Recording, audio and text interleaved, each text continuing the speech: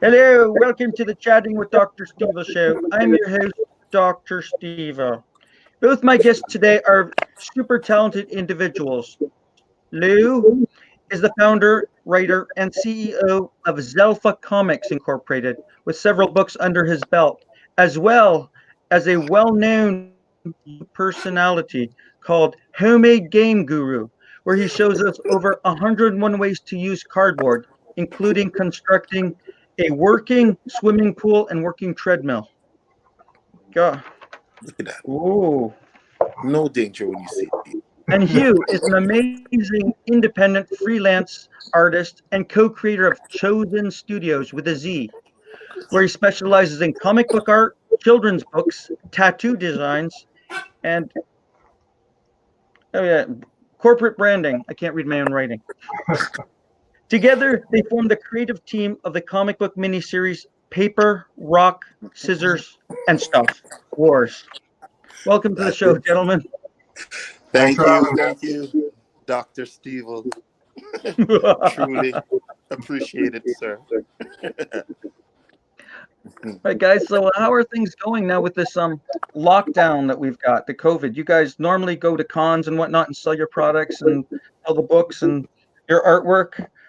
But how's this last 2 months been treating you? Have you been surviving?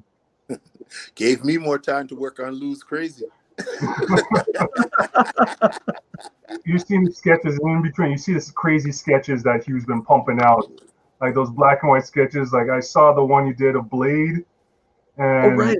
oh man, I was like, I want it. And he's like, it's sold already. I was like, you just posted it. How did you gone? Bully. Just like, You had Blade you know, versus everybody. guy, honestly, it's one of those things where it's just like, with everything that's been going on, I just said, man, I just want to do something that's just, it's not about Fun. selling it. It's not about, oh, I need to do this and make prints or not. No, it's not like that. I just wanted to just, I was watching Blade and then I was like, man, they don't give this guy enough props. And then I just said, Blade versus everybody. And I just said it, and people seem to like it. So I just keep doing it, and there's people have been giving me sort of like a list of like different characters, which I will get to, people. I'm slowly but surely going to. Blade versus Yeah, Dr. Stevo. Yeah. that's it. Hey, man, that's a good one. I think I'll do that one just for you, buddy. Trust me, I'm open to anything, man. I'm just having fun with it. It's just one of those things where it's just like kind of when, I need to just deflate a little bit, kids are home, everybody's busy, we're trying to juggle a lot of things. It's just kind of my little deflate, I just go and I just deflate Blade versus what kind of fun thing could I do today, and that's just it, so. That's pretty cool. We got a few people watching on the Stevel show. Guys, if you're watching on the Stevel show, turn over to Chatting with Dr. Stevel page. This way I can see your comments. And if you're there watching on this page, just say hello. Let's see who's watching. Hello, people. Sorry about that. That's all good. Just want to make like that. because this StreamYard only allows me to see posts from people that are like watching on a page, but not on my profile page. Oh, okay. I see what you're So saying. everyone's been saying hi, how you doing, and they think I'm ignoring them, but that's not the case. Well, you're evil, so I am evil, right? Don't like you, Yeah. ignore. Don't like you, ignore. The social media game needs to be on point, man, or people turn hate quick, man. They turn hate quick. I'm not, man. I'm terrible with this stuff. Trust me on that. Terrible.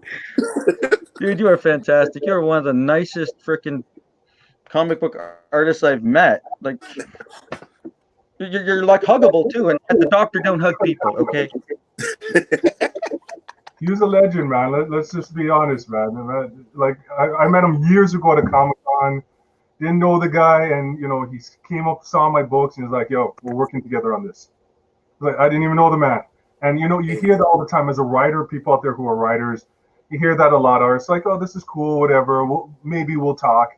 This man's like, "No, we're talking. We're doing this." And he was a man of his word, and that's why we have this going. And once he gave me that concept, once he told me the story, and just gave me like a brief outline, and I was like, "This guy I love this." This is amazing. Paper, rock, scissors, right? Yeah. That's what's happening. Beautiful. beautiful. It was just a beautiful concept. We got a Karen comment. for president. No, What's Oh, up, Karen? geez. You remember when you did that commission for Karen and you gave it to her? Yeah. Oh my God. When you showed me the video, I'm just laughing because she's a big Arrow fan, right? And I asked you to do the Luke Skywalker, Princess Leia, like Arrow and Felicity flying there, right? But when she saw it, she started going, "That's from episode so and so." I'm like, Man, I'm sure you were man, she rewarded me with tidbits, bully. tidbits, yeah. Tidbits. It was crazy. She's forever grateful. Yeah, man. Okay. For the paper rock scissors, you had it's a simple game, right? Paper rock scissors. And hey, okay, before we start, let's everyone do it, okay, on screen. Okay. On 3. 1, 2, 3. Oh. Okay, there you go. Blue matches me, but I got We you. all got each other. It was perfectly planned that way. Yeah, perfect. Scissors. So when I got the idea, I tell everyone the story. Years ago, I went to a friend's house, and his uncle came from Mongolia. Small village, not even any TVs. And I don't know why we got into a paper rock scissors. I think it was over alcohol. Who's going to get the last drink or something. But we just busted into a paper rock scissors. And then after that night, it just dawned onto me. Everyone knows this game. Everybody, no matter where in the world. But no one's ever put a story behind it. Like, it's been used for commercials and little things here and there. I think even Marvel DC had some like cheesy paper rock scissors characters. But I want to actually flesh out a story, put them into space on their own planet, because I'm a Star Wars and Star Trek fan myself. Everything's better in space. Give them their own planet, but also reflect on what's going on in society with, the Scissors Empire thinks they're the power, the USA of the world, and then going around pushing their influence on others. And then, the papers have their story, the rocks have their own story, and all of them are individuals. And then I went a step crazier and brought in plastic in there. Eventually, sand and water are going to be introduced in issue 4. There's anvil gods. I'm crazy like that. So I just had to go overboard and put all types of weirdness in there. Even glue. There's even glue in there.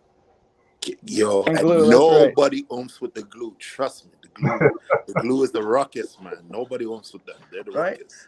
So you have paper rock scissors and stuff. So and stuff is all the other. All the other ones. You've definitely proven that scissors are a bunch of jerks. But some compassionate ones will come out.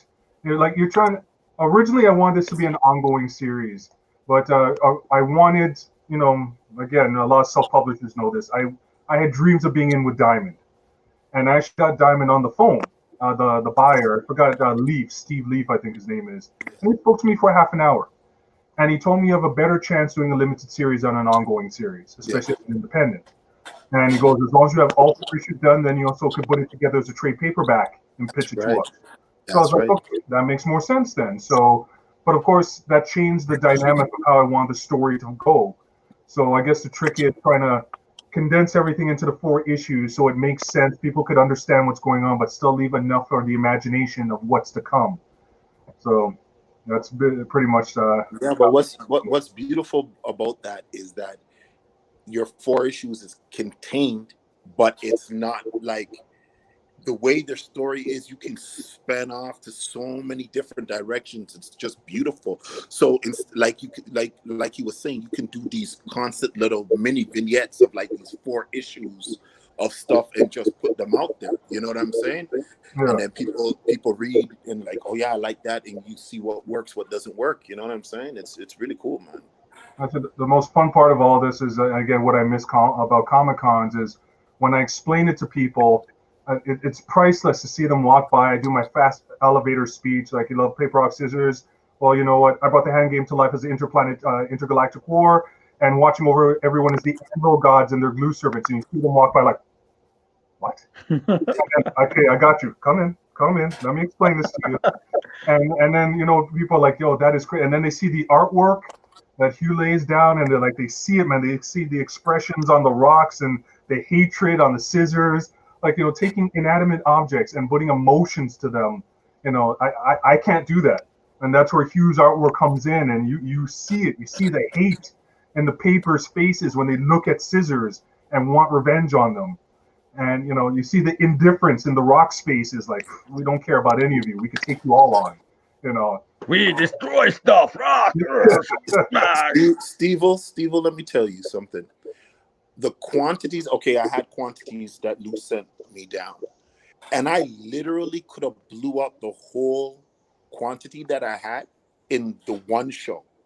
And because I was like, no, I want to spread this around because I'm traveling around Canada. I'm like, I want to spread this around. I literally had to hold back, like I'd only bring this much to one show, this much to another. And every show I went to, gone. And I had other books. But Rock, Paper, Scissors, the moment I told them the concept, bam. And then if it was a Friday, those people who picked up on Friday were coming back Saturday going, you weren't kidding. Oh my God. When's book 3? Oh my God. Like, it was just a great thing to see. Like, he really has something that's just like, wow.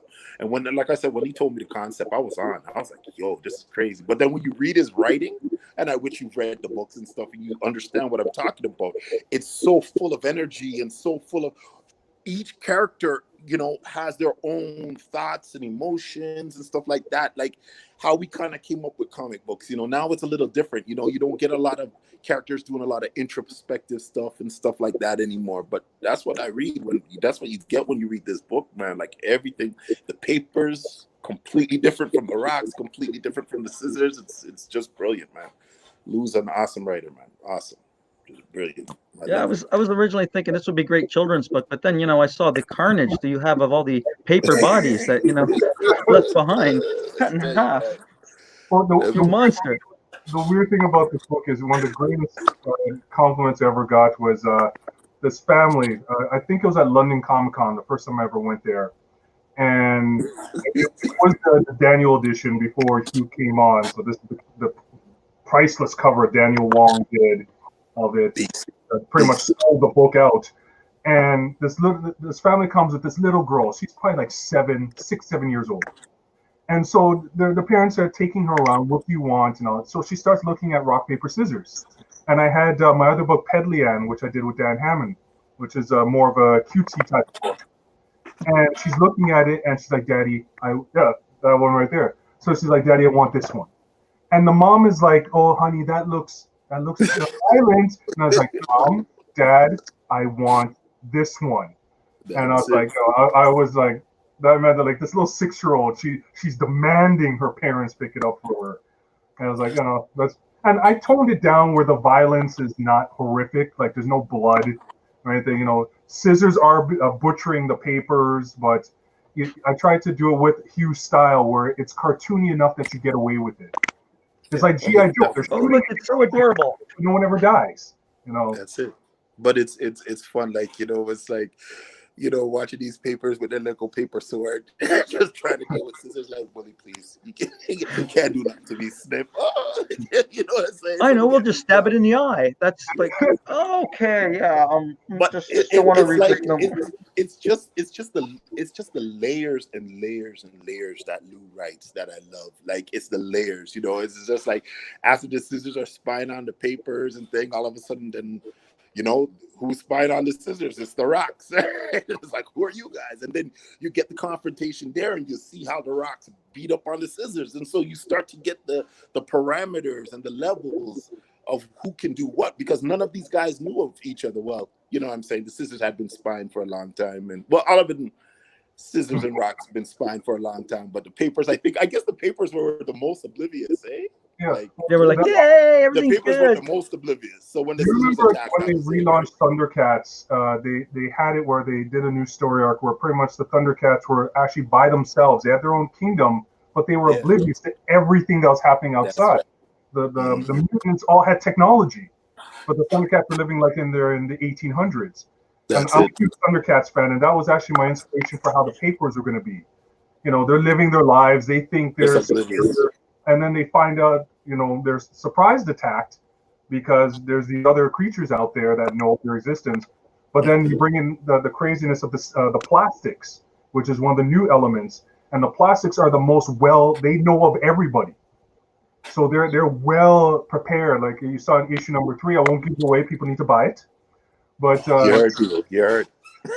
You heard. plastics show just how ahead they are of everybody because they've known about everything. And yeah, I'll make the plastics, the sands, and the waters make sense later, but they come into fruition, especially in issues 3 and 4.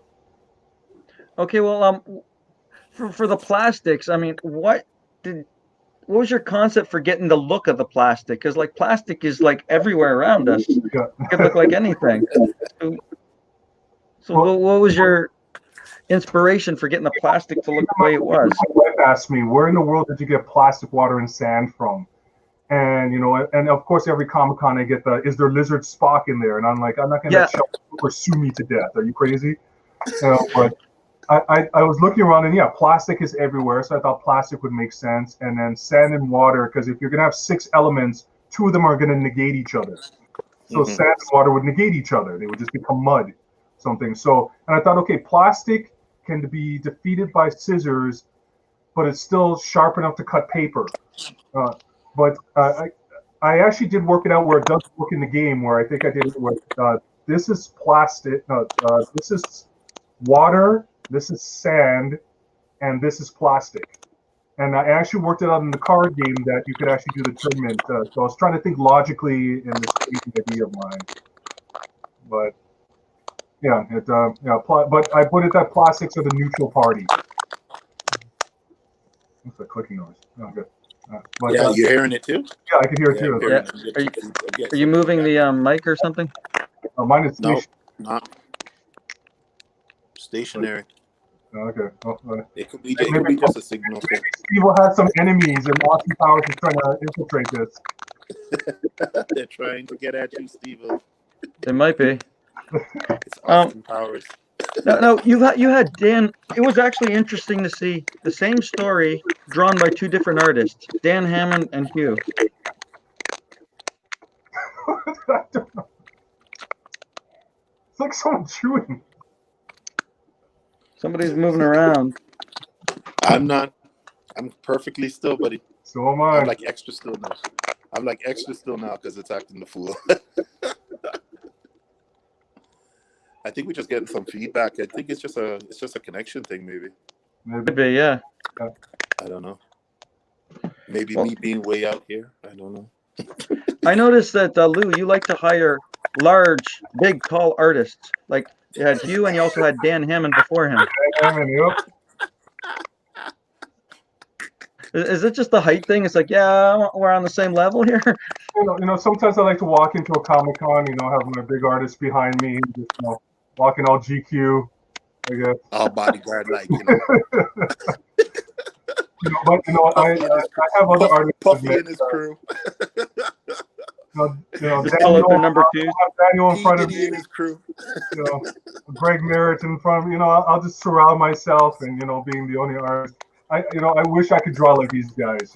Their skill, what they bring to the table. I just, all I could do is write crazy stories. But when and again, just to give props to Hugh again, that well, first I got to give a shout out to my buddy George Leon, who's a retired Navy veteran. George Leon. He's the one who drew the first page. So this is the first appearance of Paper Rock. It's on the back of the same book with Dan Hammond's Pet Liane. But this is the first ever publication of Paper Rock Scissors and Stuff Wars, where it was just Paper Rock Scissors Wars. George did me a massive favor. He lives in Camas, Washington. He's also a big guy. He's the Big Lebowski. We call him the dude. He looks like Jeffrey. Like he's huge, but he's just chilled and laid back like the dude. And I asked him. I told him about this concept. He's like, Lou, I'll do it for you, buddy, as a favor. So he drew the first issue for me, and that's what. And then when I met Daniel, when we found out we both live in Mississauga, we met at Image Collections. Shout out to Todd. That's when he came on and he did the cover for me. And then once I took George's artwork, which it's inside the book, and then with Dan's cover, that's what blew it up. And then that's what got me to meet Hugh, and then the rest is history. My friend Karen tells me that there's a wire there that's loose or bent. Anyone with a wire there by the audio? Because I'm on the cell phone, so. Mine is just right on top of my monitor. Yeah. Hasn't moved. My computer's right here. I have mine on a stand, and I'm just looking at you, buddy. Okay. All right. It's Austin Powers, man. I'm telling you. It's Austin trying to do his thing, man. I know I got to He's a give bit some of a jerk. I got to give some other shout outs because we were blessed to have some people jump in on this. So, again, Greg Merritt and Daniel Wong, they Come on. put in to do the Danger. covers for this. Danger. Of course, Mike Ruth, another legend. That we're so blessed that Mike jumped in on, introduced us. And I know he's a busy guy, and he just made that for us. And then even to have a legend like Michael T. Gilbert, the creator of Mr. Monster, worked on Uncle Scrooge, Donald Duck, Iron Man. I met him at Fan Expo, and I gave him a couple of copies. He emailed me the next day after Fan Expo. He's like, I love this. And I was like, could you mind doing a cover for me and Hugh? The very next day, because we were talking about He-Man, the very next day, this is what he sent. He's like, it's yours. Do what you want with it. And I was just Rocking the Masters. That means a lot. And of course, Arnold Trinidad, can't forget about him. Doing some art for us as well. Come on. So I feel blessed. Like when I got into try to get 4 years ago when I first entered into the comic book world in the industry as a publisher independent, I didn't know anybody. And I'm very introverted. I'm a very quiet guy, which surprises people because I'm a talking machine behind the table when it's time to make money. But usually I'm very quiet. And then you just start meeting these artists. And, they're like, I'll pitch in on this. I'll help you with this. Because we're all small guys. And that's what I love about the comic book community. We're just all small people just trying to make it. And that's why I guess we're all jonesing to go back to Comic-Cons. Because we all miss this. We miss this community. No, for sure. Like I've known Daniel for a few years. Daniel Wong. He was part of Spent Pencils. So there's a nice form, little group of artists, which is just fantastic. Everybody pretty well knows each other, as you're finding out right now. Massive, yep. A small world. Like even when I went to that, when we were at Niagara Falls last year, it was last year, and then I got invited with the rest of the crew to the. I can't remember whose house it was in St. Catharines. Or they had Arnold's cousin, Arnold's aunt's place. Yeah, Arnold's aunt's place. And when I saw the full crew, this was my first time being experienced this, and I just saw the massive crew. I was just like, wow, this is I felt blessed to be invited, and just seeing this huge community. That's how it is, man. It was amazing. That's how it is. I've been playing this game by myself for years, so just seeing this community of people coming together, this is beautiful. This is absolutely beautiful. It is. So, how many you've got a few books under your belt? Were they comics, or is this your first comic book? I've self-published on Amazon. I have a whole bunch of books I've done myself. I have the YouTube channel Homie Game Guru, so I came out with my own DIY book called the Cardboard Bible, which is sold pretty well, and I can't complain about that. I've done some short story fiction like Hi, My Name is Karma.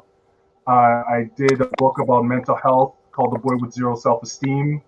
I went through depression when I was younger, and I won't even get into all of that, but I went through that battle. But comic books were always my love.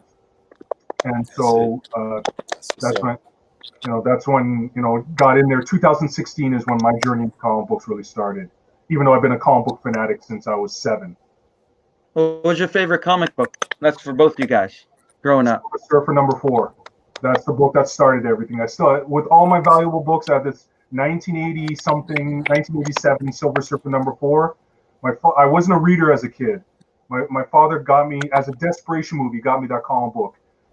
And all of a sudden I'm reading this created by Stan Lee, this guy on a surfboard in space taking on aliens. I was sold instantly. Became a comic book fanatic right after that. What about you, Hugh? What got you in the game? Me, Ditko Spider-Man. When I first read Spider-Man's, it was Ditko. When you, what was the issue number when he was fighting the Master Planner and then he was caught underneath all the debris and then he had to lift it off? Do you remember that issue again? I forget the number. I'm forgetting the number. Yeah. The Master Planner was actually Dr. Octopus, and it was the way Ditko was doing stuff. And a lot of guys I'm not taking anything away from Todd McFarlane and stuff like that, because a lot of guys are like, oh yeah, Todd for all the agility and craziness of Spider-Man. But when you really look back at what Ditko was doing pure craziness with Spider-Man. He'd have him on the side of the wall and punching guys, leaping off the head off of one guy while he's webbing another guy. Like, you look at Ditko's stuff, it was crazy. For me, he set the template, and then went on to Romita Senior and Junior and all that kind of stuff. But like, I think the book though that I read, like, just out of control. Spider-Man was the character that got me like really drawing and loving comic books. But the issue that is one of my favorite issues of all time is Hulk 300, drawn by Sal Buscema, the one where he gets banished, like the issue before Nightmare had completely, like, Bruce Banner they were caught in the nightmare world, and he forced Bruce Banner to change into the Hulk in the nightmare, in the dream state, which then caused the Hulk in the real to just be completely savage, like completely crazy. And I'll never forget that issue, man. It was just like, the first, the second and third page, double page spread, and it was just like Hulk holding up this sign, and it just said rage right across it, and it was. He bucked down Shield. He bucked down everybody was stepping to it, but he was just bucking them down. It was like crazy until finally Thor stepped up and said, "Enough! All right, just enough." I'm not. You know what? On for all this Avengers stuff, man. Look, it's the God of Thunder you fighting today, and it was just like ruckus. Some of the craziest stuff Sal Buscema, in my eyes, ever drew. Like, for me, he's the Hulk. Like, when I read his Hulk, like. When I'm thinking about the savagery and just the way, the power, I'm saying, when you look at the Buscema, they're the one that punch a guy, you'd see 2 feet off the panel. you know what I'm saying? Because the blow hit, you could feel the power in the characters, and I was really drawn to that. That's why I was really drawn to Kirby and all those guys too, because there was just an energy that came from their pages that I really, really enjoy, and that's what really got me drawing, and that's what I lean towards is energy. I really like to see energy on the page. It's actually very hard for me to do a standing pose. It's too boring. I got a buddy of mine, Johnny Miller. Johnny! He's a Colonel Sanders lookalike. He's the actual official face of KFC right now. He's a buddy of mine. Nice. Did an interview with him a couple weeks ago. He's just says hello. I love you, John. I thought Johnny was trying to say something there for a minute. So what are you trying to say, Johnny? What are you trying to say? No, he's just saying hello. Lets me know he's around. There, Johnny. What are you saying about the chicken? just play. He's Johnny. scary when he pretends to be the Colonel. I'm afraid. When he's going after the chicken. Oh, jeez. You can do the voice, just like He used to the Mississauga. I found that out. That's right. We're gonna try and get him up to CK Expo if possible. Oh, that'd be cool. I've already talked to Robert. Robert, this year or next year? For next year. Next year. We're working on trying to get him. CK is the one that's done in Chatham. Yeah, that's it. Why was I going to say Sutton? Rob would love to have you there, man. He's like, he wanted both of us there. I was like, he was a busy man. He's a busy man. But I think it's going to overlap with Calgary. Yeah. He's a supervillain. Chickens fear me. That's what I guess that's what we want to say. Yeah, he is. They should have. Can you imagine the Doctor and the Colonel? Colonel Sanders versus Robert Donald. That should be a throwdown. Oh, for sure. Yeah, maybe Robert will get you up to CKX, Hugh. Yeah, I'm always thinking to get out and try. I haven't been to that show, so I'd always love to. I'm always about getting out and getting to new shows and meet new people and stuff like that. So I'm not shy. I just work it out. I'll try to figure it out and get up there. It's as simple as that. Brenda's great too, because I can send her, she'll do, I can send her, okay, you know what, you do that show and I'm going to do this show. She'll go represent for Chosen at another show while I go do another show. So it's really cool, Oh, that's awesome, man. That's what we did with Thunder Bay when I was at ThunderCon. I was at ThunderCon and Brenda was doing Edmonton at the time. So same weekend. So, you know, it's Well, pretty glad cool. you came to ThunderCon, man. That was fun. It's great to hang out with you instead Yeah, of just man. seeing you at the cons.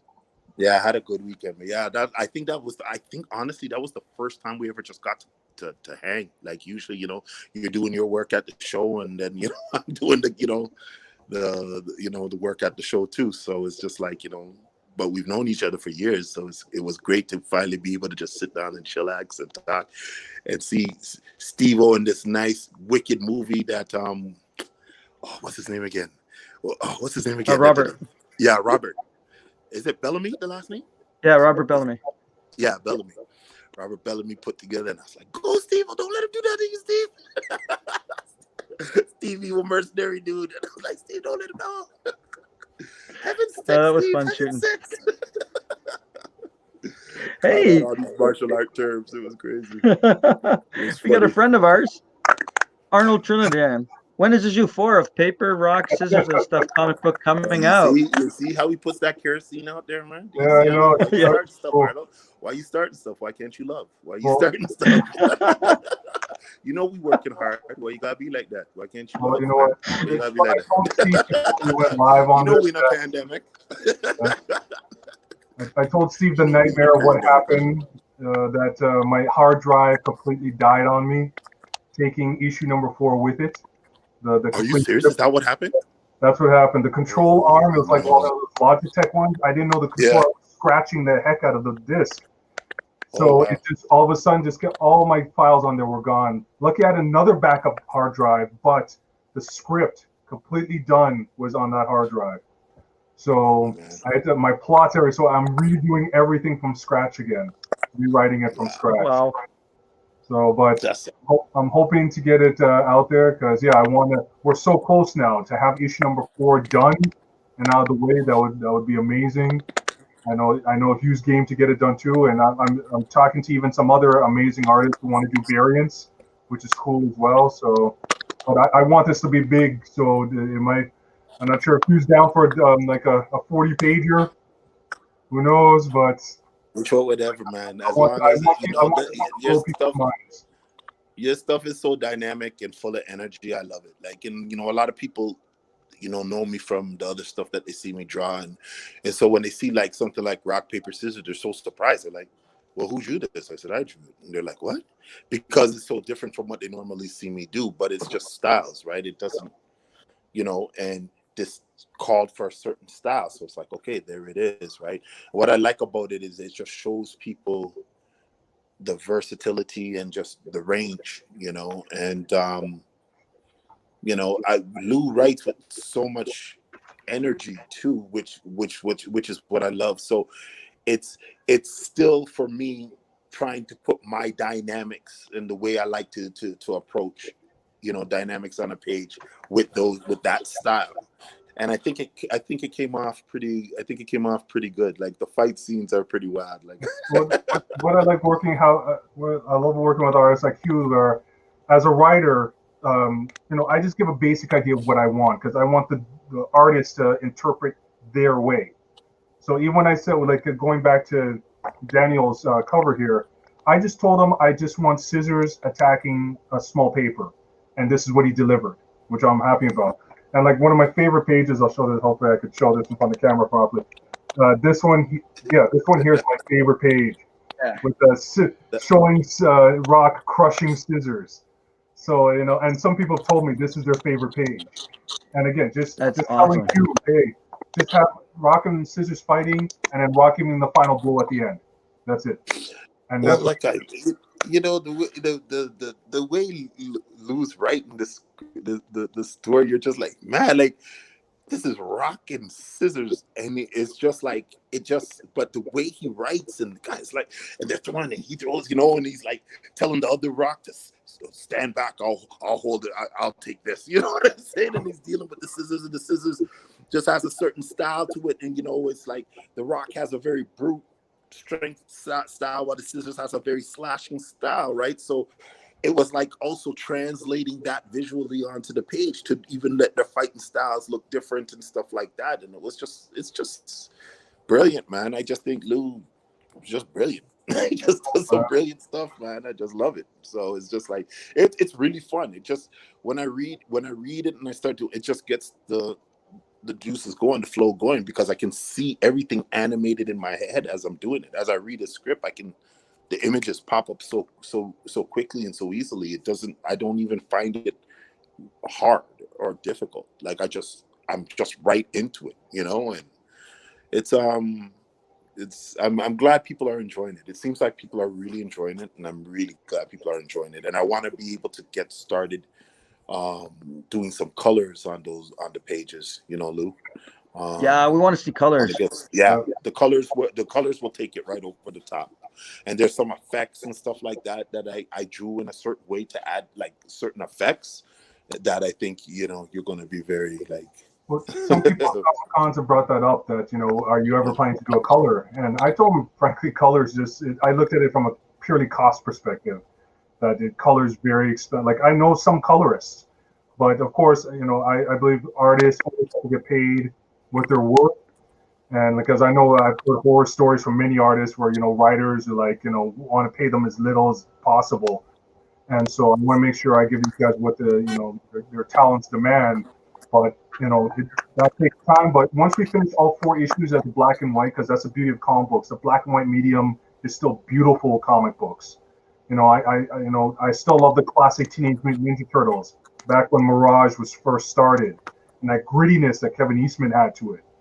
And you appreciate that kind of artwork.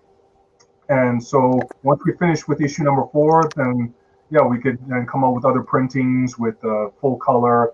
Sky's the limit. And I would love to do this as an ongoing series. Mm-hmm. And now that I see that there's more distributors now, all of a sudden, that UCS. Now there's all. I go into the whole diamond thing, but there's options now. Oh, sorry. The opinions expressed are those of the participants and do not necessarily reflect those of the Dr. Stevo. Anything that causes controversy, I'm in. Okay, just bring it. Oh, we've got Arnold is back, and he asks, putting aside who would win within? Paper, rock, scissors, glue? Who's your favorite tribe? First, we'll start with you because you're the writer. You can tell us later. Glue mess up everybody. Straight up, man. And you guys are going to see, man. Glue messes up everybody. You don't even understand. You just can't cut glue. Glue is all over, man. Glue it's on, man. That's me. You say glue's the toughest, but who's your favorite tribe on this one? Who's my favorite tribe? Yeah. Honestly, I'm enjoying the journey of Sir Telford. Like, I'm really enjoying the journey of the Paper Prince, man. It's like he makes me laugh. Like, especially in the beginning, is all the attitude and stuff. Lord Teflon Jr. And the homeless paper. I was howling doing that whole scene. Like, I just found that whole thing really funny. But their journey has been really cool. But like, I mean, especially when the papers, I didn't want to reveal too much, but like, when they invaded Balderas, and that was funny. Spying in Balderas. That whole scene was just like Lou. Brilliant, like absolutely brilliant. Like, everybody who's read it has told me that they just, man, that was brilliant. Like, them escaping out of figure out how to get paper to beat rock. How to justify rock. Yeah. That's brilliant the way you did that. Thank you. But it was a great way of how you introduced how the paper on the journey to get something to defeat scissors, and then how you introduce the whole plastics that way. Like, man, I'm just telling you, man, the cats don't know. They don't know. And I'm telling one thing I tried to explain to someone at a Comic-Con, because you have one guy who came up and he's like, okay, paper, rock, scissors, I know who wins. I was like, I didn't write it that way. Papers eventually figure out how to kill scissors. Scissors figured out how to hurt and badly wound rocks. I didn't want it to be a one-sided fight. It's more along the lines of each one has a dominance over the other, but just because you're dominated by someone doesn't mean you can't fight back. So, that's the balance of it all. But to answer Arnold's question for myself, it's the anvils. when I brought in the Anvil Elders, which for most people listening, they are still scratching their heads like, what in the world? What does anvils play into this? And they are the most powerful but the weakest creatures in this world. And I'll just leave it like that. They have godlike powers, but yet they're weak as hell.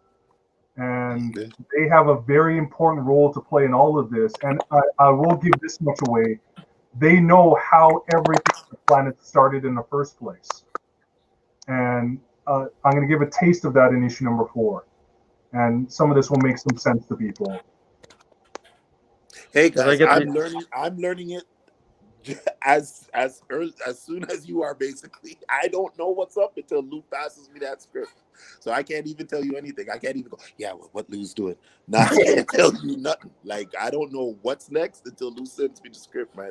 That's what I love about it. It's just brilliant. It's just brilliant. So Hugh, are you a one-hit wonder? I mean, when you put the layouts down, you Lou, you look at it and go, that's perfect, or you have them do a lot of changes?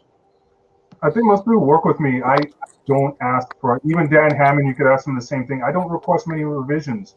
I just give my basic instructions, and I trust my artists to make the right decisions.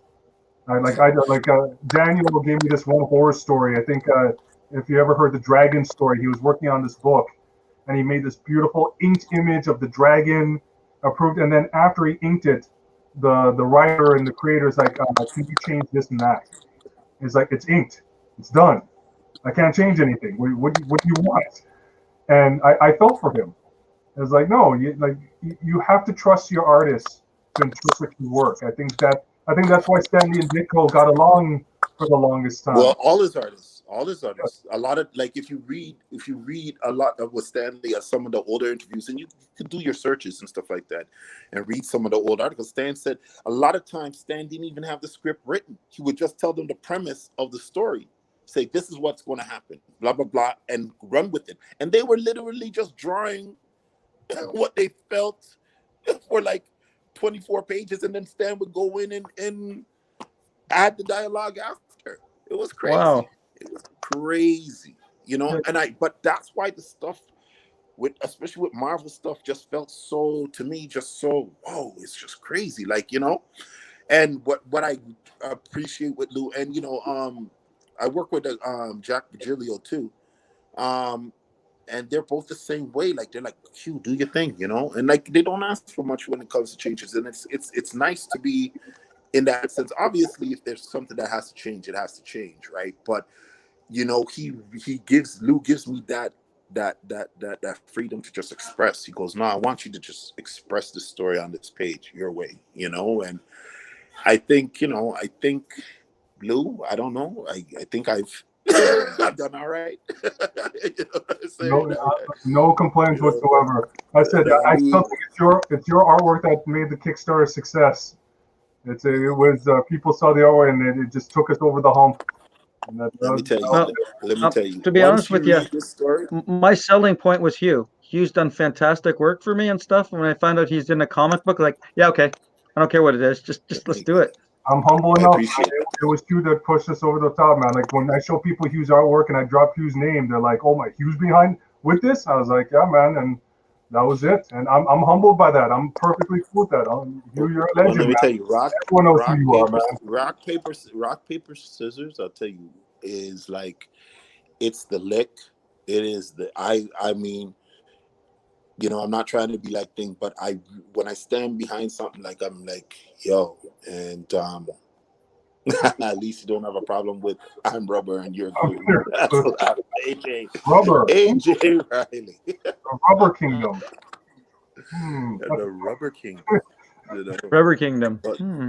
But I mean, for me, and don't get me wrong, I appreciate everybody that likes the artwork, and I mean, I can't wait to put colors on it, because I know that's going to just take it to the next level.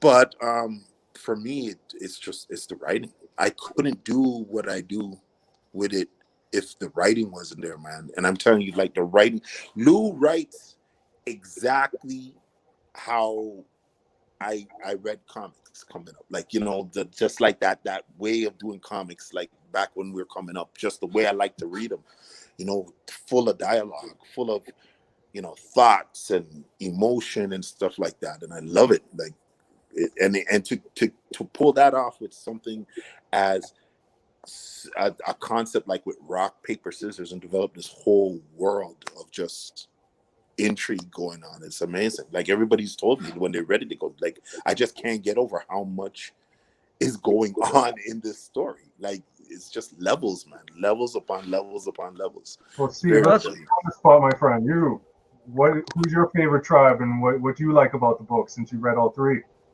Yes. I hate the scissors. They're a bunch of jerks. I'll say that for sure. I thought they would be your favorite.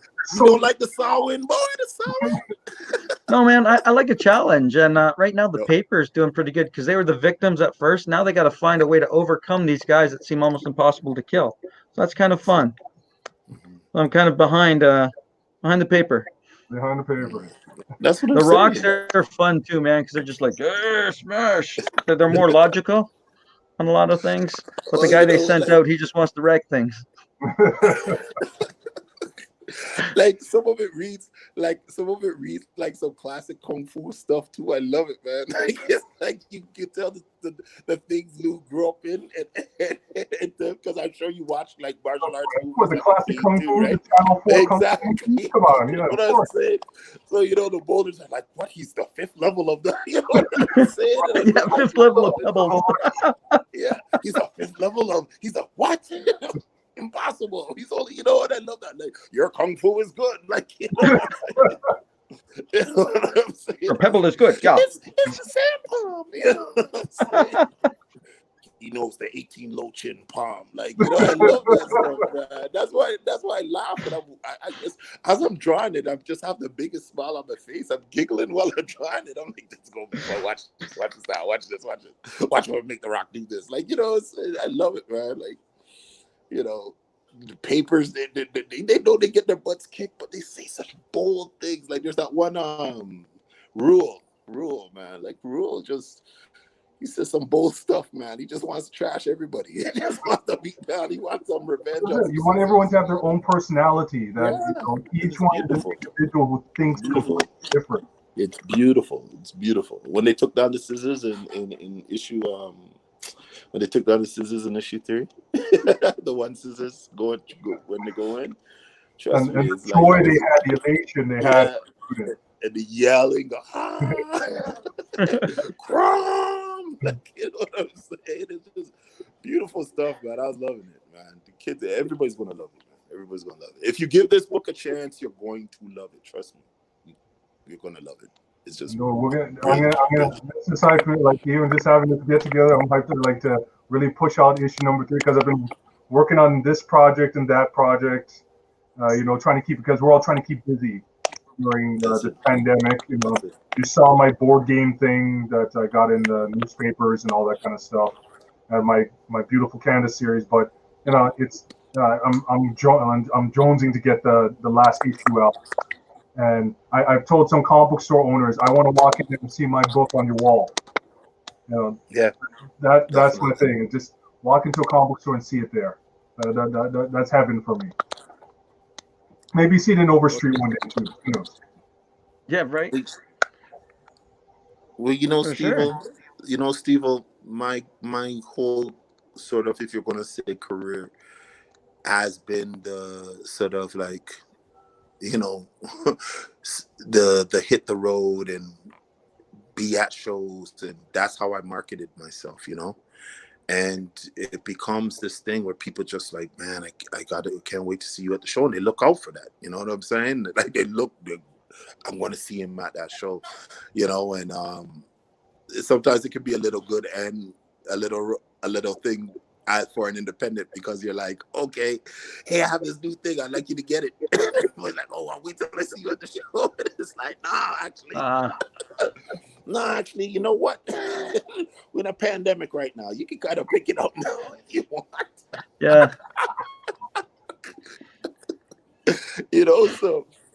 But it is what it is. Like, you just got to keep it moving and, try to just keep it in people's ear.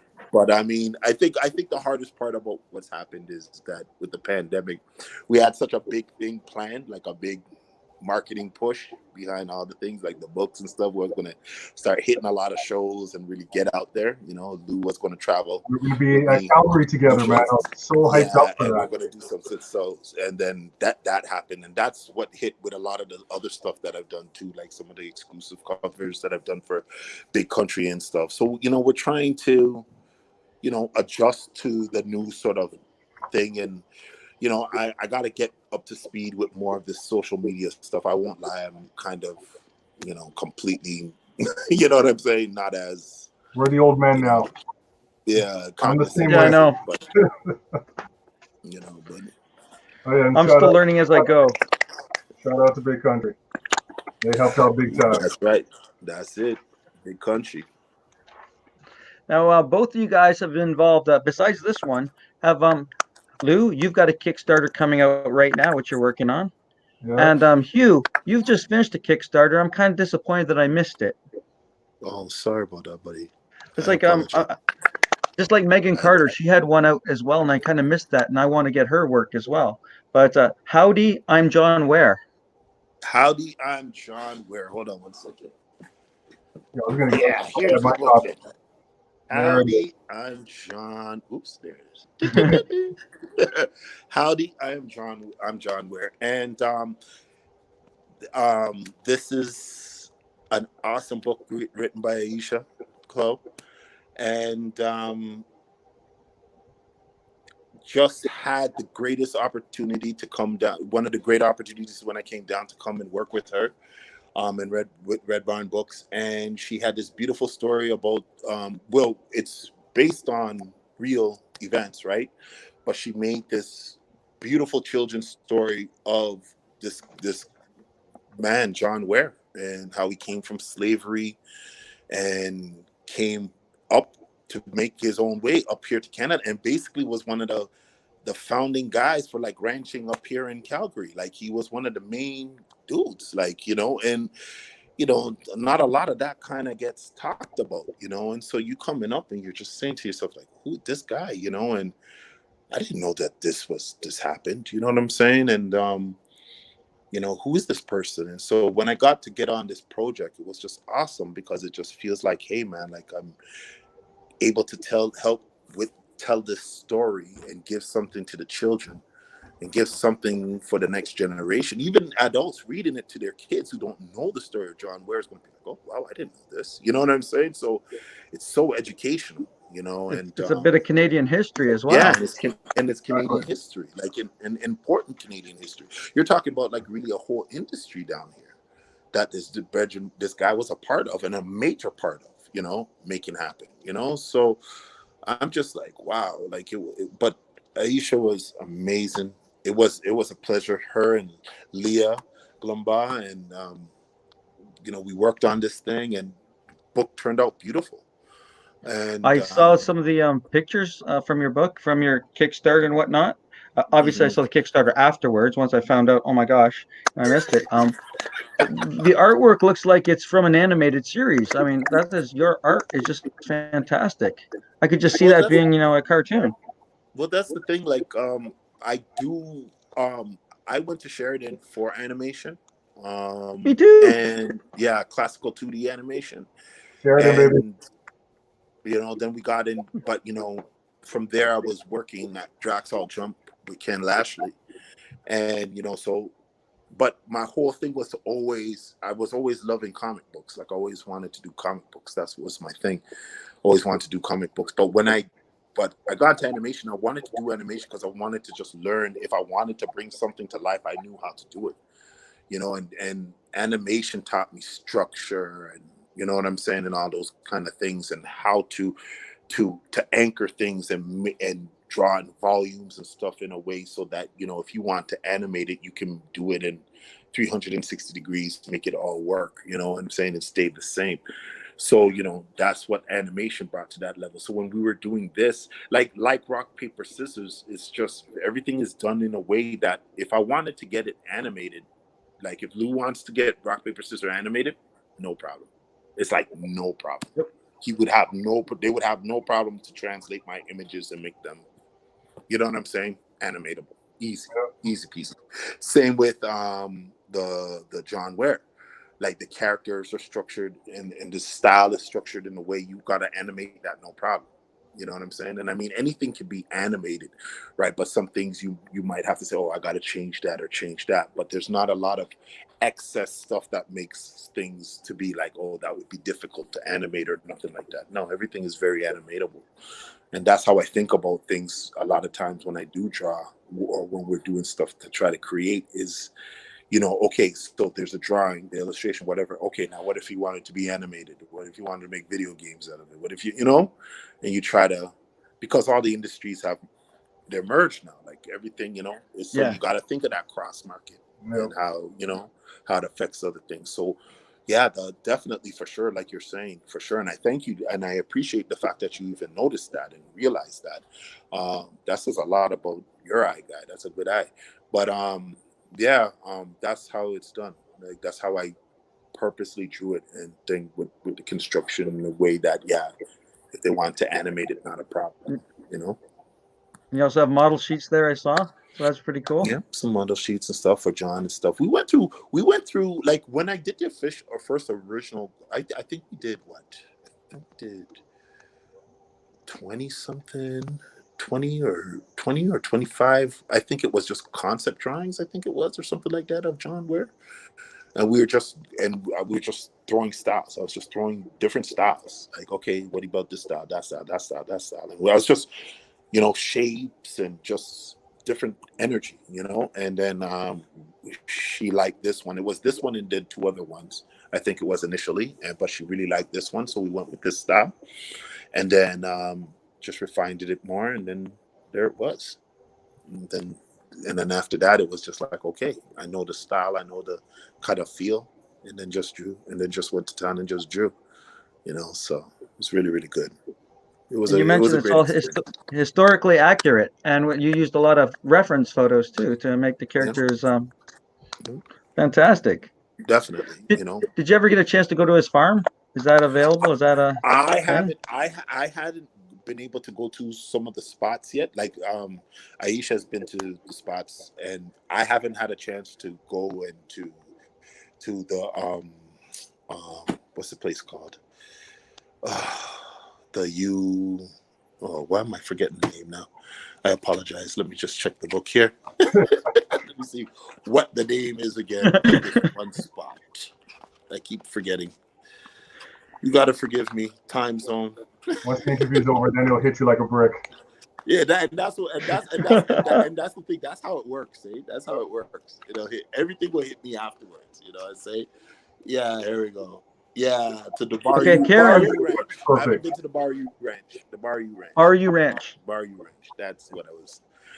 All right. Karen says, "Howdy, John Ware should be a perfect addition to Black history curriculum announced for the BC schools. It would be a perfect. Across all schools, across all Canada, would be perfect. Look, it's a nice. It's history. It's awesome. I'm telling you, if you got even if you don't have kids yourself, you want to pick up books, donate books. You know what I'm saying? Pick up books, donate books to places where like a YMCA or stuff, places where what I'm saying, kids could get access to something like this where they may not have gotten access. But definitely for sure, like this is something we're pushing to try to get all over the place. And I mean, I would love for the schools to pick it up as a book. I mean, the way it's designed, it also has like teachers' notes and stuff and things that the teachers can use as questions for kids, and you know what I'm saying, and create assignments out of certain things and stuff like that. So it's a really full, interactive book in that way. So it's definitely for sure. If you know anybody, anyone knows anybody, they make great gifts too. So and it's a beautiful educational piece of work, that I think anybody can benefit from. And considering the times and a lot of the foolishness that's going on right now. Well, one suggestion that she can do if she's watching this, or you could tell her, is that you could send books to the Library of Congress. They'll just accept it. So you can Library of Congress to them, and it's part of their record going forward. So that adds even more legitimacy to the book as well, as part of the Library of Congress. That's true. That's true. Okay. That sounds pretty cool. And That's true. if we want to pick up the books, right, we could go to either chosenstudios.com. Yeah, so you can go to if you go to chosenstudios.com, you can when you go to my website, you'll see a shop button there. You can actually press the shop button, and you type in "Howdy, I'm John Ware." When you go to the shop, and it'll take you right to the link.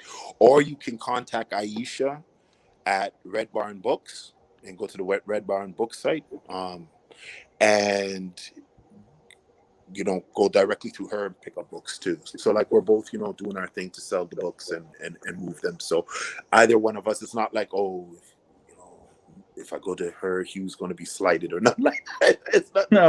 It's not like that. You know what I'm saying? Like, why did you go to her? Why didn't you go to me? Like, you know what I'm saying? It ain't not like that.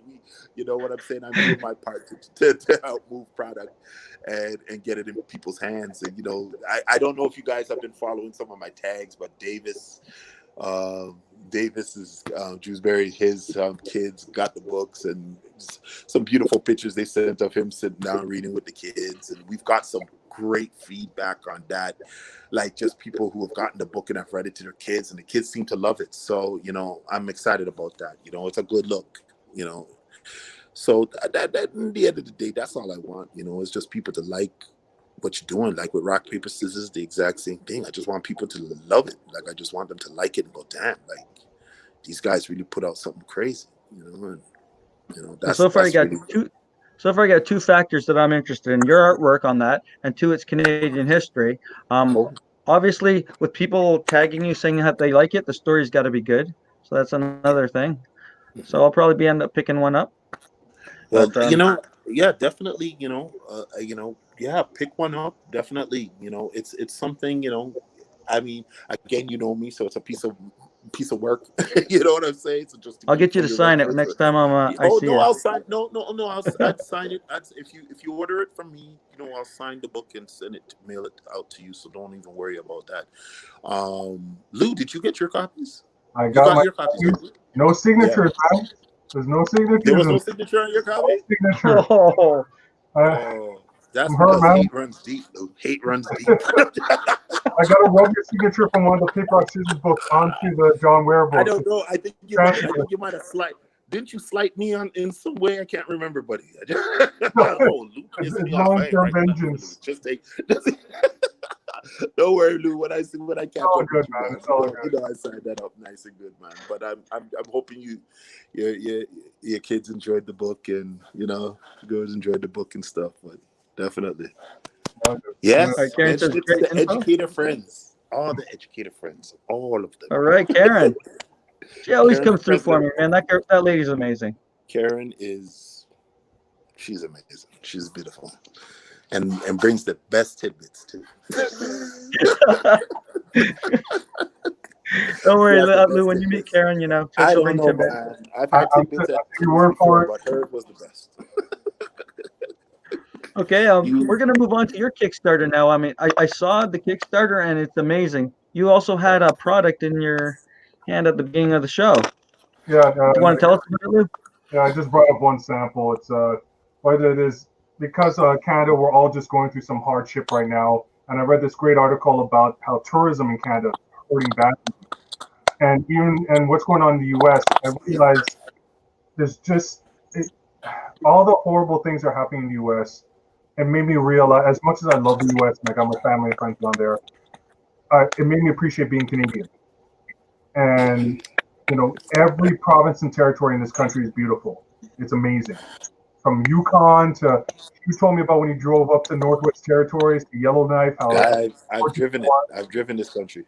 I got a buddy who lives in Newfoundland, and he goes out with his morning coffee watching icebergs and whales float by. And I was like, that's amazing. So my skill is I'm a cardboard craft artist, which makes no sense to most people, but I just love working with cardboard and making 3D designs.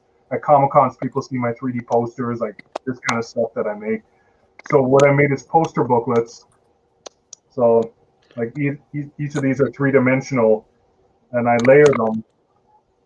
And each one had for every province. So this is Newfoundland. So the icebergs, the lighthouses, St. John's, Marine Park, their paths, and I do each one for every province and territory. just for something to celebrate our country, to celebrate what is Canada, and make sure every province and territory gets their dues. Like Nunavut, people don't realize how beautiful Nunavut is, the fjords and everything. So that's my thing called Beautiful Canada, and I'm fortunate that Premier Scott Moe of Saskatchewan is taking a copy, and I'm also sending one up to Nunavut as well for their premiere.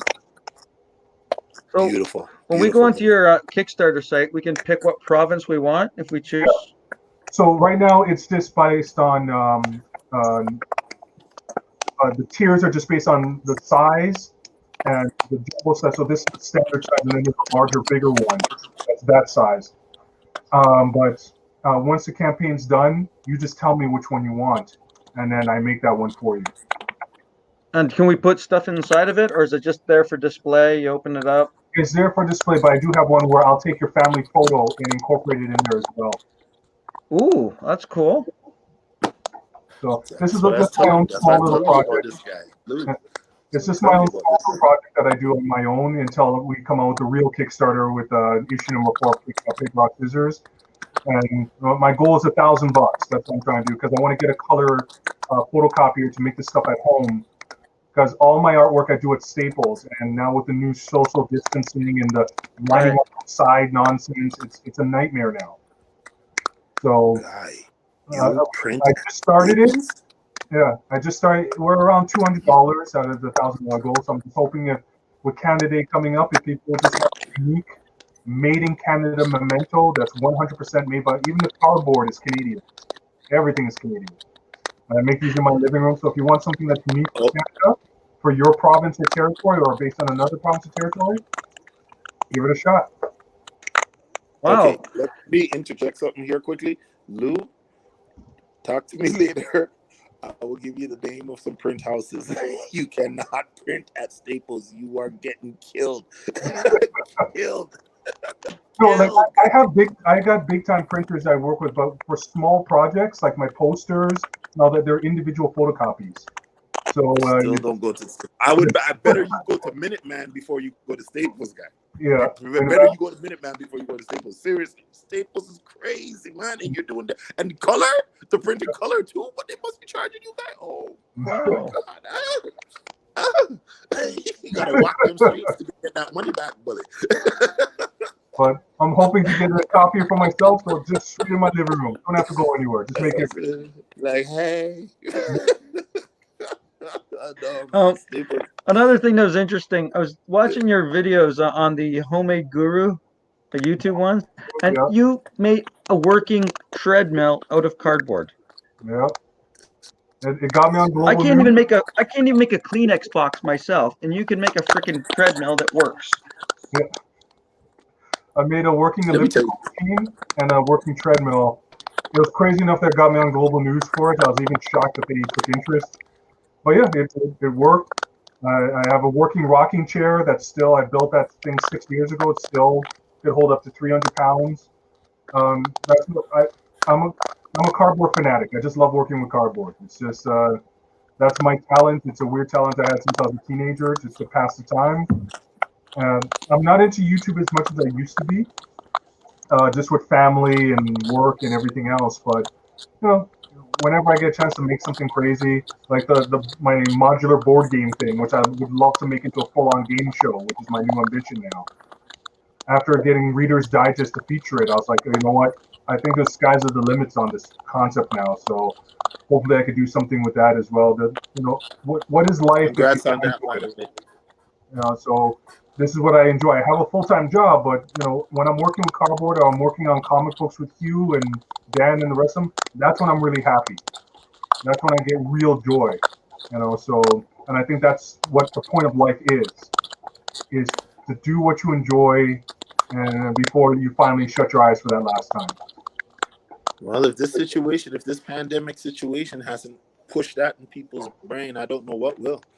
Yeah. You sit here, it's funny because it when everything just kind of went and decelerated to a stop.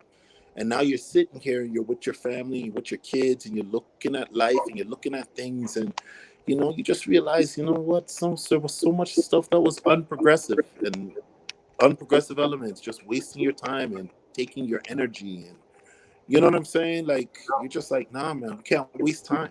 Time is the one precious commodity that you can't waste it. You can't. You just have to be like, yo, you know, I gotta value everything that I can, especially now considering what we've been going through.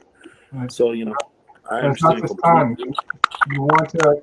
You have to look at this as a new opportunity. You, you can't allow yourself to become depressed. You have to keep on moving forward because this is our new reality now. We just have to deal with That's it. it. And so, That's it. Steve has this show going on strong. I'm making my cardboard That's stuff. Hugh is still drawing like a machine. We just got to keep on going and provide for our families. I look at my daughter and my wife, and they're there to support me. And then I just hit the computer and start working, start creating, start cutting. So everyone watching this, I feel you, and this has gotten us down. But at the same time, look around you, see what makes you happy, and just go for it. We have nothing to lose at this point. Last time I did that, I got a restraining order. Yeah, but you should have did it with your clothes on. You should have did it with your clothes on. Now you tell me. Nobody They said told all I you to needed run was it off. mask and gloves, and that was it. Everybody. And he had the little minions watching too beside. That's it, man. Like, Oh, I mean, geez. again, that's why, you guys have seen me be pumping out all of these, Blade verses. It's just fun. It's just my energy, just, my deflating time. And I'm not worried about it. Like, people want it, they buy it. They don't want it, I'm okay. I'm not doing it for anything more than the fact that it's what I want to do. And that's just how I feel. Like, what I'm saying? It's just what I wanted to do. And that's why I'm having so much fun with it, because it's just what I want to do, at the time, that energy. And, It shows in both of your artwork. Love it, hate it. I don't care. I'm not worried about artwork. Come on now. Right. Karen's cutting me up. She goes, Steve has trouble really- using scissors to open an envelope. Your cardboard creations are crazy. Well, thank It's you. true. You have never, yeah. Have you received the package from Lou? This guy is the greatest packer. His parcels, when they come to me, are packed like so intricate. I mean, I pull it Cardboard. out, the code 5236. I pull out the code, and then the two cardboard flaps open up, and then there's the plastic seal, and oh my God, it is loose packaging. I think my cats are really trees. I think Guy, you gotta teach a course on YouTube just on packing stuff, guy. Your Yeah. skills are ridiculous, guy. Like, I mean, I'm just like, I'm almost embarrassed. I'm embarrassed when I said that stuff. I go, man, I don't even last night. if anyone's been watching my YouTube channel, check out the cardboard swimming pool. The thing I have the most regard for. I made a working pool out of cardboard. Lou's corners are like perfectly, like you can cut your hand on his corners. That's how nice and sharp and crisp his packaging is. I'm like, damn. Like, Lou, how did you get that? When I open the packages, I don't even want to destroy it because it looks so nice. I'm like, yo, maybe I can cut it this way. I'll just order another one. It's so nice. Maybe I can kind of cut it this way and keep it, Like, yo. Now, Lou, I watched your swimming pool one as well. And how long did you keep that up? Crazy. Actually, the first one I did, I didn't account for water pressure. It didn't leak, but I kept on filming it, not thinking about the pressure against the wall. So that break open, and conveniently the camera shut off just before it happened. My neighbors and I live in a townhouse, so all of our lawns got water, so it was all good.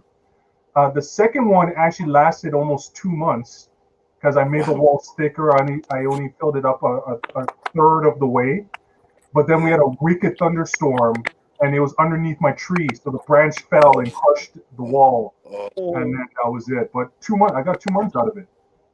Wow. Nice. So That's amazing. all the compliments I got. I actually had a couple of science teachers contact me on YouTube saying that they were using them for school assignments. So like I thought that was cool. That videos are used for a teaching moment. So it's like, That's what I'm saying. That's what I'm saying, Lou. You could have gone and become an engineer. Yeah, You're brilliant. back when I was in high school, I was such a slacker. I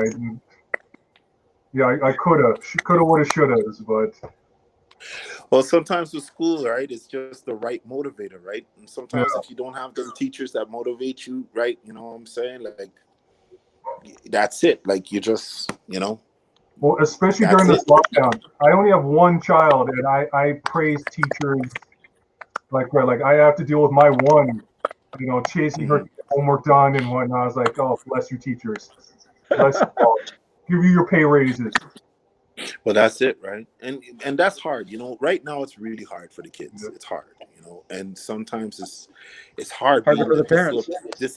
being the disciplinarian, but you're also trying to, like, I don't want to be too tough on them at the same time, because I know these are, kids go through stress too, right? They go through stress also. So, I gotta kind of try to balance it out, and make sure that I'm like, okay, you guys go. We try to go bike riding a lot and a lot of different things. But no, I understand what you're saying, Lou, completely. Trust me, completely. Arnold's chiming in again. He says, "Will Oh, cardboard show up in paper, rock, scissors, and stuffed comic book? Maybe a future evolution of paper." It's oh, funny, like what like a was Super that? Did you, Saiyan, man? Was it, did you, man? someone actually Like a brought, at least Digimon? 2 people at Comic Cons brought that up. Yeah. Do they evolve like a Saiyan? And I was like, I don't know. Paper Prince, merge and become. I'll do like 5 pages Mega of Paper dialogue, Prince. like anime, where it's just talking as he's Mega like Paper powering up Prince. with the Bristol board level, and then to super cardboard double. Oh my God! Why not? Ruler Yeah, blind cardboard times. swords. Yay! Well, that's the thing with their swords. Their swords, the paper swords, are actually, when you start looking at their weapons and like their shields and stuff, those are actually, I looked at so I said, okay, they're going to have swords and shields. So I said, okay, let me look at origami. So I type in origami swords and guys who made little paper swords out of origami. And so I said, oh, and so then I would, you know what I'm saying? Oh, it's Get brilliant. that, you know what I'm saying? And so with the shield, same thing. I said origami shield, and guys make, and so I said, oh, that's how, and so I could get the folds and how they would look and stuff like that, right? So that's what I did, right? Yeah. So their Yeah, tools and their weapons and like their homes and stuff like that for paper and stuff like that, they're actually, you would say the way the papers works is like origami, right? So that's how they would build their structures and stuff in a sort of origami sense, right? So that's what I did with that. Exactly. Where's Them it? big eyed Yeah, there you scissors. go. Them big eyed scissors haunting you at night. Just Yeah. Nice eyelashes. Oh, they got the Yeah, full man. lashes. No. That's actually how you distinguish male from female. The scissors is the fullness of the lashes. Okay.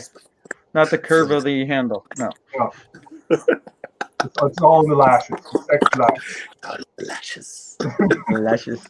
Maybe it's Maybelline. Who knows? Don't lie. You want to be the next Samhain. Maybe. Yeah, but I can't even cut with stuff. It's like. Truly, scissors. I'm my own worst enemy with scissors. Not allowed to run with it. I had to practice with cardboard scissors for a while. I'm gonna have to plug my phone in soon, man. It's giving me a little 10%. Yeah, we've been Don't talking mind me. for almost an hour and a half. But yeah, I'll we've been on plug it for an hour and 20 minutes. Yeah. That's been interesting. Thanks a lot, guys. Hey, Well, I'm this is good, man. This has been fun. Like I said, this is a great way. We're Comic-Con people. We always bump into each other at Comic-Cons, and it's great to have this opportunity to just talk and nerd out. And it's great. Oh, for sure. Where's that There's like a ton of people doing this. So Where's if that the people, on there? so if our fans here, they can reach you guys at all the things I've got scrolling at the bottom: Facebook, paper, Yep. rock, scissors. Do you mind showing me Yes, my sir. Kickstarter? Do you have a thing for my Kickstarter? We got the Kidding for Your Kickstarter, which is on the banner. Yep. It's on the banner, yeah. buddy. Beautiful. Oh, yeah. And at Chosen Studios, you can pick up Ware, John Ware. John Ware, that's it, right? Yeah, check out the Kickstarter, man. It's pretty cool. Yep. Because You when just I go to Chosen Studios. John Ware, yep, everything chosen. All his artwork, those amazing prints that he does. I'm telling you. Snatch him up, Blade versus he could do Okay. Blade versus the Kool-Aid Man. He'll be gone like this. Oh, right. Oh yeah. Oh yeah. Oh, yeah. Blade versus the Kool-Aid Man. Oh, that would be That's A a vampire pretty cool. Kool-Aid Man. That would be insane. Yeah, but you know, people just have fun, man. Just try and have fun, and you know, it's great that you're doing stuff like this, Steve. You know, it's great. You know, just just get that energy out, man, and have fun. You know, we gotta you know, just you know, get through this turbulent time a little bit. Thanks. It was this COVID-19 that had me bring back chatting with Dr. Steve, and I just want to, I got a lot of friends out there like you guys that are in the entertainment industry, whether it be comic book or singing or impersonators, that they're not really making money because they're. So I just want to get them out there, get people to know who you guys are, and you check out your stuff. And hopefully by the fall, Stuff is not the thing you're supposed to say, right? lineups for everyone in the fall. Everyone who's been on Steve-O's show, they're like, "Oh, I saw Sorry you." about the crackling, Karen. That's Lou. Oh, blame me. Put it All on. right. Sorry Blame the about bald that. guy. Blame the bald guy. All right. In the ball guy. All I right. don't know, man. I think it's that sign in the back that's just disrupting the carrier waves. I It's think those we're in a warp mountains. It's static those bubble. mountains in That's- Alberta. I'm blaming the mountains. Those gorgeous mountains in Alberta. I'm blaming that. There yeah, you go. that's true. That's true. Don't hate people, because I'm in the mountains. Don't hate. Hate runs deep in the hearts of men. Don't hate people, because I I'm could just trying be to spread the out love, the Canadian love. Hey man, let me tell you, when all of this COVID stuff clears up, you guys always know you have a place to stay. Come stay by me. You guys always have a place to stay. Come up here. Let's go. Let's have some fun. Let's go. Take you out to Banff. Let's go up to the mountains, man. Let's go. There's so much beautiful stuff, man. I didn't even realize that they still have wild horses. Do you know? You know wild horses that just run around, just chilling. Really? Like, I didn't even realize that. We And it got was wild like, raccoons. You have wild horses, man. Yeah, I need to move. Guy, they got some hares down here that are big like dogs, guy. You won't believe it, man. Like hares, like not rabbits, hares down there in the backyard just chilling. And I look at them, They're looking like up at me, the and they're killer like, hares what? from the What's Monty up? Python's Holy Grail, right? I'm telling you, they'll fight you. These hares are like, I'm like, wait, these hares, I don't even know, like, if I really should mess around with one of these hares. Like, they look like they have these big ass eyes, and they're like staring like this, and they're just like, yo, it's like, yo, you kind of scary. Crazy You bunnies, know what man. I'm saying? Like, gnaw my hand off or something. You know what I'm saying?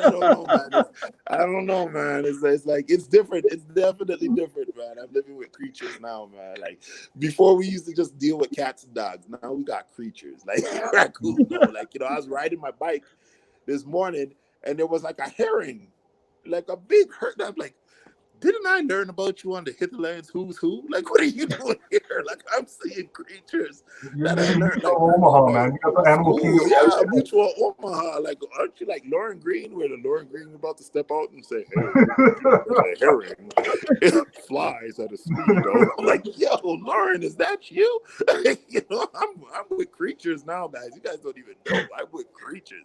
I live with creatures now, boy. It's different. It's different. That sounds like an adventure. You guys will love it. It is definitely adventures. You'd be so, like, where we drive, we're going to the mountain. There's some, is that some nice black bears just gonna just walk across like that? Eh? Like, it gets me a little nervous sometimes, because like last time we were riding, and it's like you just saw, look, there's an elk, big dirty elk, like 8 paces away. You're like, that's a big ass elk. We're like riding by. Elk is just chilling. Hey, what's up? How you doing? Like, damn. It's crazy, man. It's different for a boy who grew up in Scarborough. That's different, man. Like, you gotta understand. No doubt. That's different, man. So, but Here's another fantastic artist, Graham. He said, Graham, what's going on, brother? Graham, Yuki versus going on? Panda, man. This guy, wicked book, man. Wicked book. Yes. Steve, you got to interview this guy next. I'm trying to. He's working on his Kickstarter right now, so Yeah. he's waiting until he gets it out, and then he's coming on the show. Awesome, man. Graham for president. Man, I fell in love with his book. That's what I love about this, man. We're all just artists, all coming together. I met Graham a while ago. We were right beside each other. I can't remember the Comic-Con. and I saw his book Yuki versus Panda, and I was like, dude, I want it. I want it. You're signing it, you're giving it to me. And the next Great. issue and so forth. And he's been supportive of what I do, and that's the beauty of this, man. We're no matter what you're doing, we all support each other. It's beautiful. I love it. Hey, man, all you guys who are my friends now. The crackling, it's my fault. It's through Comic-Con. It's called. It's through Comic-Con. It's called. Karen, hate runs deep, Karen. I like her already. Thanks, Karen. Karen, I sense the good in you. Let go of your hate. She's not getting any more commissions from you. Karen gave Steve some of the dark side there. Just right? Sir is terrible. Just blame it on the producer. And right? then bring him to me. Oh boy.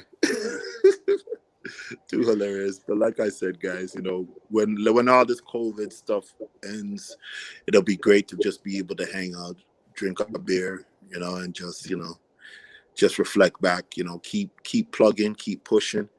You know, if there's anything I can do, hit me up. I know there's been a few things, Lou, you've tried to hit me up on, and I had some stuff going on here that all good, man. was just had me thing, and I couldn't jump on it like I wanted to. But you know, guys, if there's anything I can do, you know, never hesitate. You know, hit me up, and if I can do, you know, it's going to get done. That's just the bottom line with me. So, you know, yeah, we're all committed. Just like the poster I did for the food bank. Yeah. You know, How'd that go? Oh, right now there's 13 bids. I think it's at like $55 or something like that. Ends on Friday, and you know, Arnold got in there, Michael, my friend Terrell from Detroit, you know, Colleen, you know, just Dan got in there. Like, you know, I put it out there, and you know, they threw in the artwork, and I was like, that's beautiful. Like they just, and many of them didn't even want me to promote them like I did on my YouTube. I did a promotional video trying to give them a shout out and get them business. They didn't even want that. That's just the way I am. I want to make sure that if you guys can get some business out of this, great.